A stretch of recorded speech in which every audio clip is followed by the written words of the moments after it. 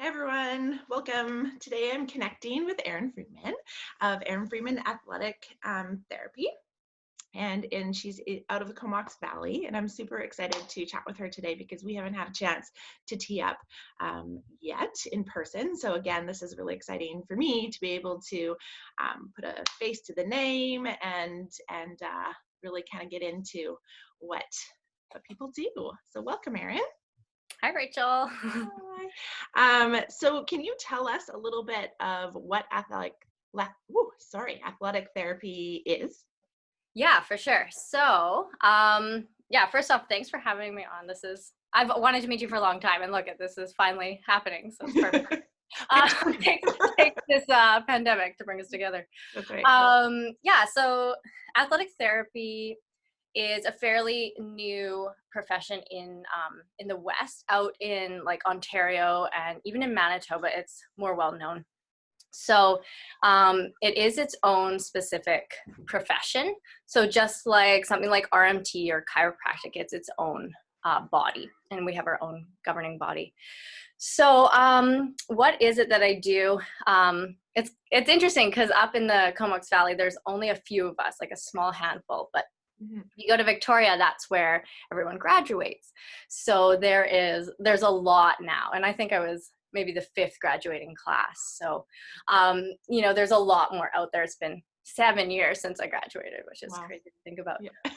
Yeah. That's nuts. So athletic therapy is, we're considered experts in musculoskeletal injury, treatment and rehabilitation and recovery. So, people might come see me with a sprained ankle, and I'm like, yes, like, oh gosh, it's just a sprained ankle. But often we'll see a lot of chronic injuries. So, tendinitis, tendinopathy, those hip issues, it can be so varied. So I'll see everyone from like an athlete, very rare actually. I just treat athletes. Mostly I'm treating like general population, people who are weekend warriors, mothers. So really all ages, all abilities. And so the name is a little ambiguous in that way. Other people in athletic therapy, some of my friends do more field work. So they'll be, and I've done this before too, is on the side of a game, like a soccer game or a rugby game. And we're first responders as well. So we're trained to be ready if somebody goes down with even like a C-spine injury, right? Like, so we'll be the first responder on the field, running between like rugby players and, trying to catch up people. So that's the other side of what we do. And what I've decided to do is focus more on the clinical aspect. So treating people in the clinic, one-on-one. So my appointments will range from an hour initial, and then follow-ups might be 30 minutes or 45 minutes usually.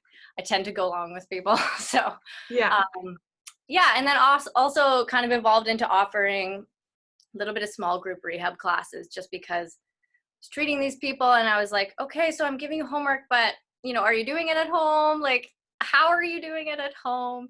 And I'm sure you see this too, Rachel. So just having people there, I have my eyes on them, I'm watching their form, I know exactly what's going on with them individually. So there's only about 4 to 6, maybe 7 people in a class. Yeah. And those are my core classes, my Kinetic Core series. Kinetic Core, which is a program that you created yourself, right? Yeah, I did. It kind of is like a hybrid from, all the extra courses I've taken after school. Yeah. So after school, I'm a bit of a nerd, so I took like a lot of extra training. And so I took a lot of DNS is the study I've done. So dynamic neuromuscular stabilization. And I feel like I'm talking a lot, but it looks at how babies develop and how they start to learn how to roll, how they start to learn how to crawl. And so it's a study coming out of Prague. And so I've taken a lot of training in that and just noticed how much, if we can connect to those basic movements, that breathing, how much it helps people rehab, because we're connecting the mind to the body, right? Right. That whole neuromuscular, control, right? Yeah. Like we don't have that. What do we have? Yeah, We're just laying around. Yeah. So Neat. Cool. And so what do you work all in sort of musculoskeletal mechanics, or do you apply modalities? Is there Good question. yeah.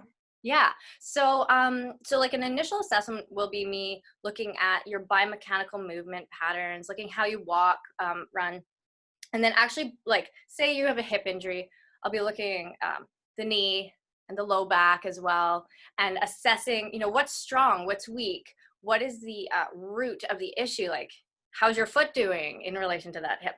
So then after doing the assessment and figuring out kind of what is the cause, what is playing in, then I would maybe do some treatment, hands-on treatment. So, we're trained in different modalities, which includes some hands-on massage, joint mobilizations, not like a chiropractor, not a grade 5, but a grade 4, up to grade 4. Cupping, I've done extra training in instrument assisted, so some of the tool work. So it's kind of a hybrid of, you can take a lot of extra training and courses after school. Yeah. So yeah, I'll do a little bit hands-on. It depends who else they've seen. If they've seen some physios for IMS, if they've seen the chiropractor, I'm trying to work within the team as well. So not over. That was going to be my next question. How does it fit into the overall picture? Like, why would people, I guess part of what I've talked about this lots in these interviews, is that part of what we're really lucky to have in the Comox Valley is a plethora of great practitioners across the board. And we really do have an opportunity and can work together as a team to create this great system for our clients, or for them to access a great system that works well together. But why? So it's just another set of eyes, I guess, is the point, right? Is that, people look at things from a different perspective. One of us can be like, oh, I see this, and then we can communicate and we can put it together, put the pieces together. When do you see people coming to you? Is it usually initially or after they've tried other things? Yeah, that's a good question. Because athletic therapy is like not as well known, it's often maybe they've tried a few other things and they found me. Or I work at Origin Integrated Health in Comox. So with Brittany, and she's Dr. Phil Petty, she's a chiropractor and she owns that clinic. So she will often refer to me as well. So we're taking into account, like, okay, what has she been working on? And so it depends. Like sometimes I'll get people really acute, like just an ankle sprain, right away. Sometimes I'll get people more chronic. I'd say my skill set has really evolved into like that exercise rehabilitation end of things, where like I'm really good at picking up those little deficits. So really particular, like what muscle, and so really that kind of niche is kind of how I've evolved into. But again, like I really like to work as part of the integrated team. So like you're saying, like communicating with, like I'm often sending communications to their other healthcare providers with their permission, of course, et cetera. Right. Yeah. Great. And so how do you, you're not working right now, you're not treating patients right now, and things have obviously changed very significantly in the last month with COVID-19. How do you see our wellness community sort of moving forward, but also coming together through and after this time? Yeah, that's a good question. It's a big one, right? Yeah. And I bet you everyone's like, oh, I wish I really knew. you know? Yeah. But it's kind of interesting because, I've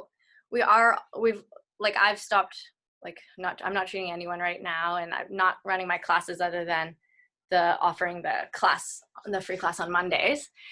And it's a time, I'm taking this time to recharge, to be honest. And I think in the healthcare profession, it's really important for us healthcare practitioners to really recharge, take care of ourselves.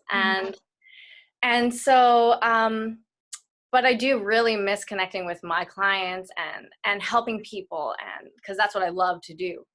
So you know what? This is opening up a whole new online world, right? Like I've had it on my list for years to do more online, have some online resources. I have a couple, but to have classes.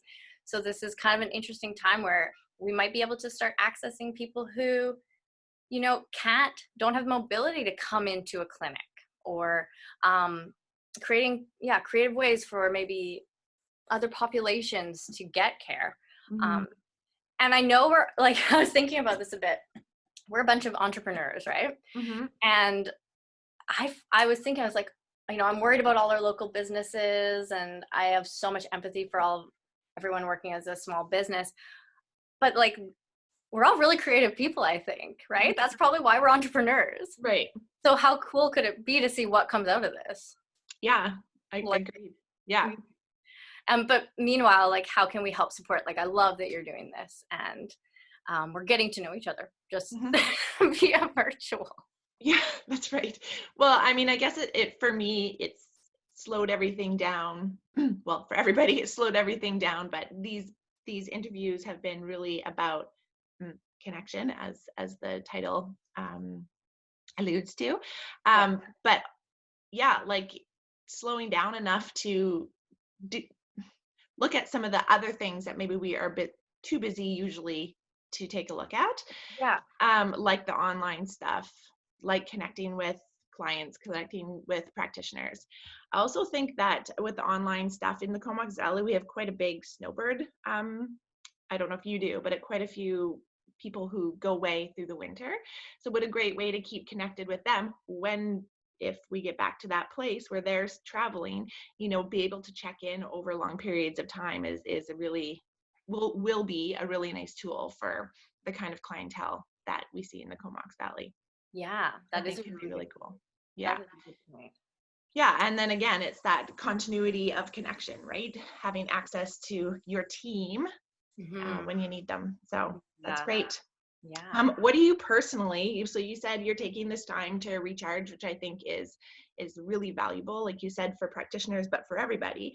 Are you implementing any specific practices or doing anything specific to try to stay sort of healthy or positive through this time? Yeah. Yeah, I mean, I think I was really struggling with creating routine because I'm somebody who likes to be busy. Mm-hmm. And so the first few weeks were a little bit of a challenge, I'm not gonna lie. But we have a group and we're doing 30 minutes of movement in the mornings and then 10 minutes of meditation. And so it's like a Zoom group. And so just all connecting in at that time, having that routine has helped me so much. Like, and then, yeah, so having that little routine, and what I've been trying to do is just film myself doing about 10 minutes of it and then share it. So a little like movement break so that people can tune in and just do a quick little, like nothing too overwhelming, because things can be pretty overwhelming right now, right? Like, oh my gosh, I gotta, you know, you're put a lot of expectation on yourself, or you can. Yeah. Like, okay, you're in the middle of your day. I'm just throwing these little things on Instagram. I'm terrible at technology. Yeah. Whatever. So 10 minutes, just try to move a little bit more. So for me, it's having that little movement routine in the morning with the meditation, which is helpful. I mean, hard. Yeah. But I'm finding it helpful. Nice grounding. It's funny because there is the sort of the two sides of somebody who's a doer as well. Yeah. That sort of like urge to kind of like, I got to get something done. I got to do stuff. I got to be, you know, create something amazing. Yeah. To also just giving ourselves permission, being kind to ourselves to actually let the pause, let the slow down sink in. And really, because if we can go into those grounded places, we ultimately have more access to that authentic creativity, that authentic flow versus do. So I think that's really good. Yeah. And to make it really small, like not huge expectations, but what can I do in the moment? Yeah. To just bring myself back into my body. Absolutely. Yeah. Great. Yeah. And letting it percolate, right? Like we might not have the answer right away. So that's okay.